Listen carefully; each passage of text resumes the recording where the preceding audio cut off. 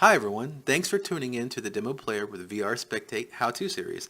In this video we're going to talk about how to actually use the features of the Demo Player. So let's get started. First let's go back to our replay browser. So I'll go ahead and go back to the replay browser before we go into HUD. We have all of our currently stored replays on our disk. This is where we can actually browse them, and it'll actually a scroll box that will create a scroll bar on the right when there's several more to be made. In fact, we refresh now. The one game we're in now is live, so that's actually added to the category now. And you can see there's a scroll bar, but we don't have anything to scroll just yet. We need another formula. Anyways, let's go ahead and go into make some footage. So I'll go ahead and awesome stuff going on here. So try out these. I wonder so we should have some explosion. Oh yes, and then I did not survive. Oh, I did survive. Alright, so let's go, and I want to do the fire death. Let's take a yes, sidewall, some more sidewall. We'll have to get that on footage, and we'll make another nice little shot up here. Oh, and we did not make it. Horrible driving, so let's go ahead and play our game like like I am here. And am I going to make the Wheel of Death? And I did not make the Wheel of Death. So that should be interesting footage. Alright, and on that note, let's go ahead and bring our browser up, and let's see, we had about a minute of gameplay. Let's go ahead and open that up. And as we open that up, we'll pop up to our main screen here, our HUD. And on this HUD, we can hide it by pressing tab. And then when you hide it, you can actually fly around, no clip or no fly. So you can just move around as a default pawn. And then once you hit tab, you'd have hybrid mouse and movement controls, so you don't move exactly the same way, but you can still move around if you want to go left or right trying to pan a shot up. You can use the gamepad controls, and here are the commands you can use with the keys themselves. And I'll go ahead and close this off because we don't really need to have that up in our view all the time. And what I want to point out here is what we're actually playing. I'll go ahead and pause it, and we can actually get into our spots we want to do to create any kind of cinematic or a shot or a screenshot. I use this all the time for screenshots. So what we want to do is I want to actually get my image of this coming up, jumping towards me here. So this looks like a pretty good shot. So I'll bring up my my timeline, and here we can actually scrub this forward and back as you can drag and scroll. You can also hit play, and we can also slow it down by hitting the mouse wheel to scroll it. And then as soon as we go flying, I want to go ahead and pause and get into a nice little camera shot. So whatever resolution your viewport is what resolution the screenshot will print off on. If we click here, we can click, and boom, a screenshot is taken. But maybe we want to have a higher resolution for promotional material, so we'll go ahead and let's do 2 times the resolution, and that will actually upsample the render target, and it'd be double the resolution when it prints it off to file. If we go over to where the file is, I'll bring it up over here, my project, drag it over on screen, and we can look at the screenshots and look at my screenshot size here. You can see this 2 meg and this is 7 meg, so it's definitely a huge file. If we go to the properties, you can actually see that it is a 3840 by 2160 versus what the 1920 by 1080. So there you have it, how you can do the screenshot multiplier. And it's cool that you can actually load it up in high resolution and look at it. Alright, cool, it's perfect. Let's go to the next shot.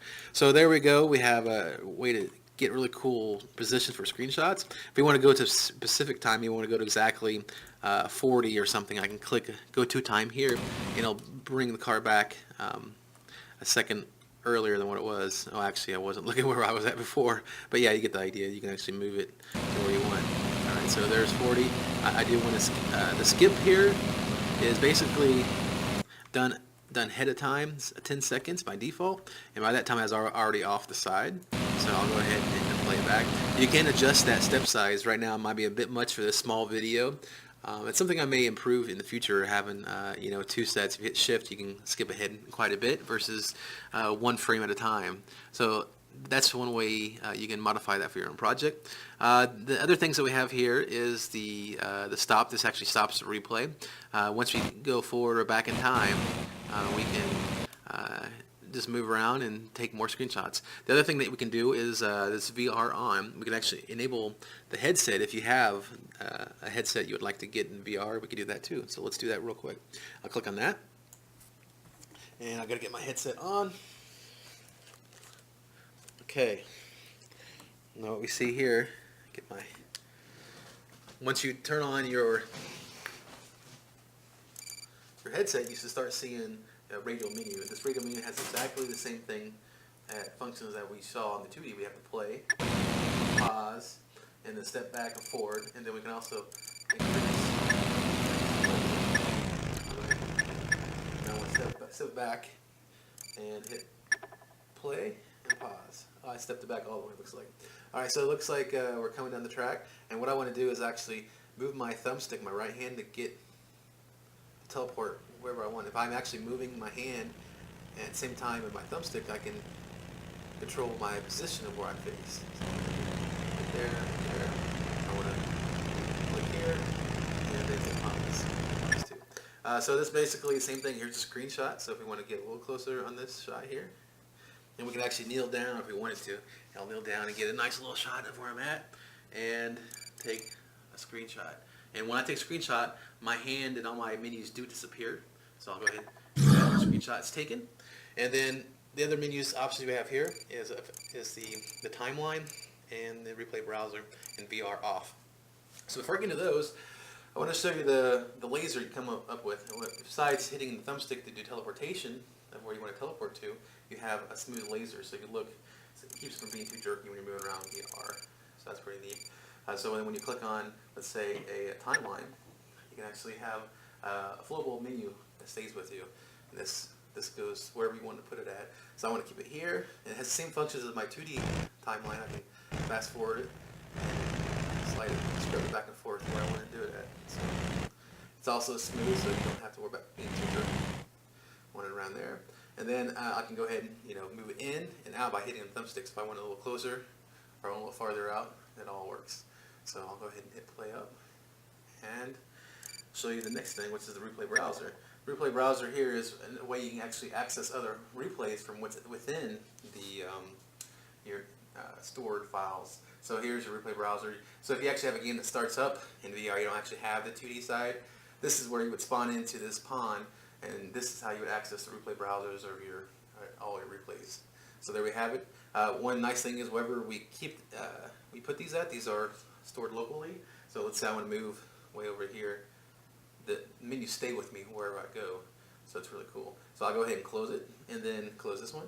If I want to use my left hand to do it, it's wherever I put my radial disk at. So I want it right here. I'll click the button, and it opens up there. If I want to close it and then open it up over here, it's wherever I put it at with the left hand. So there's a lot of options on how to move, or left it up to you guys on what feels more comfortable. And then when you're done, you're going to finally just hit VR off and go back to 2D. So I hope you enjoyed all the cool features that you saw here. There's definitely more features coming that I can't wait to show you guys. But anyways, if you have any problems or any questions, feel free to leave a comment, and I'll see you in Discord or in the next video. Thanks again for watching. Bye.